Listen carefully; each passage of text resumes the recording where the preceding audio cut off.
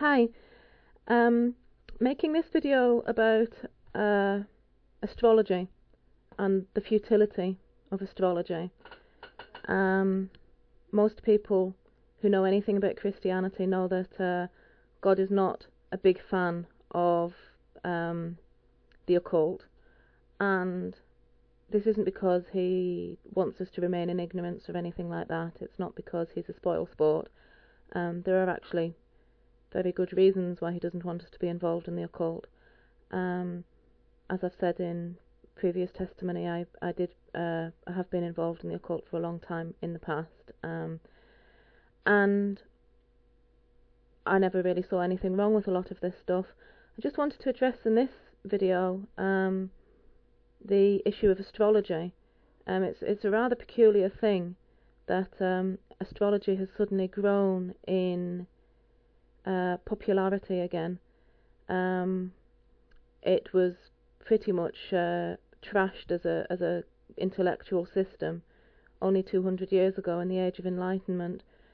Previous to that, it had been seen as a valid scientific discipline.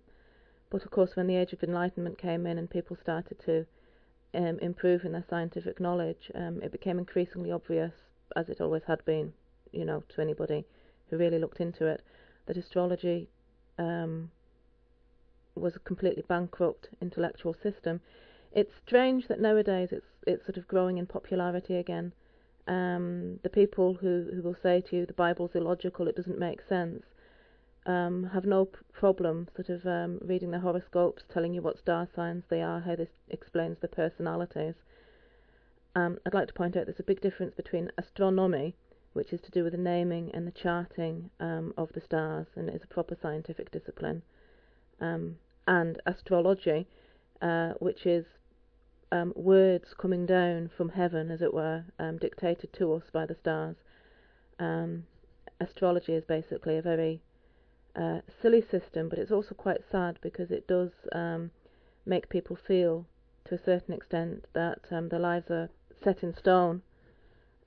This isn't something that's healthy.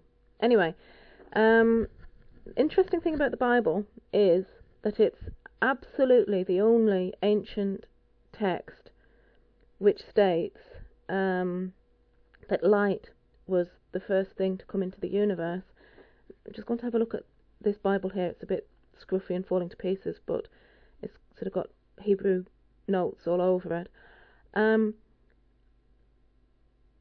The common sort of thought that the scientific mind would have assumed at the time that light caused the earth to come into being.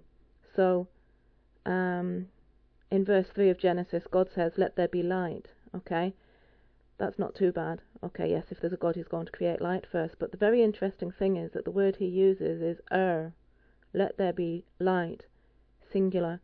And the word is a form of its light itself, its radiance, its brightness. That's the light which God created first. In Genesis chapter 1 verse 3, God created light, radiance, brilliance. And then very peculiarly to the logical mind, God created on the third day, I think it was, it says, God said, "Let there be lights." And, how can there be light, radiance, before there is light? This doesn't seem to make sense. You can imagine Moses, with his Egyptian religious education, sort of doing that whole nagging thing in the back of his head, saying, no, no, no, no, no. But he wrote what God told him to write, which is, in the beginning, God created light, and then later on he said, let there be lights in the sky. And the word used for lights, when God created the lights, the sun, the stars, the moon, the word that he uses for lights there is meteor. Now this is plural, whereas is singular. And meteor is where we get our word meteor from. Meteor is a reflective object, Like a mirror, for example, if it radiates light, would be a miotor. The moon, for example, would be a miotor for that reason. But the sun is also a miotor. I'm ungrammatical there because miotor is plural. Never mind. But suns and stars and moons are all miotor because they are instruments that bring light, rather like a light bulb is an instrument that brings light. A candle is an instrument that brings light, but light itself, the purity of light is which is what God created first, and the instruments that are used to bring light come later. Now this is a phenomenal revelation in a world which was dictated very much by a sense of permanence and of fate, and this was very much driven by the fatalistic belief in the stars as the author of our destiny, as the ones who send down the word, astrologos. This is phenomenal that Moses would say, first there was light, then there were instruments of light.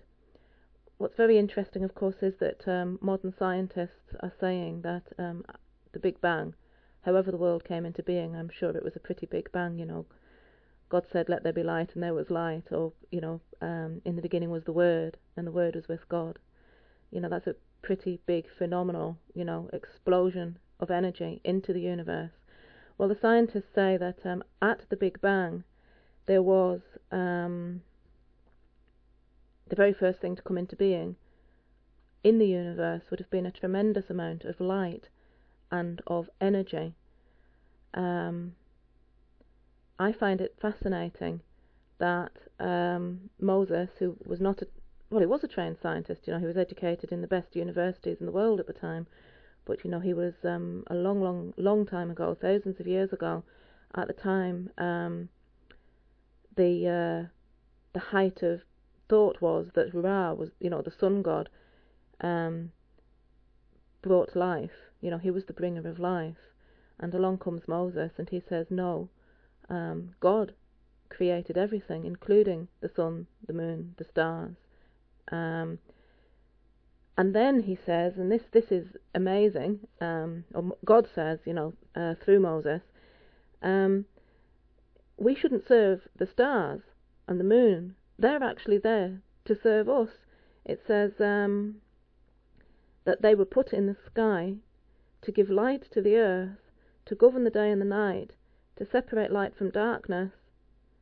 The stars are there not to dictate to us, but for our benefit as scientists, as people. We can make calendars because God put the stars there. We can observe the cycles of the seasons because God put the stars there. Far from us being subjected to the stars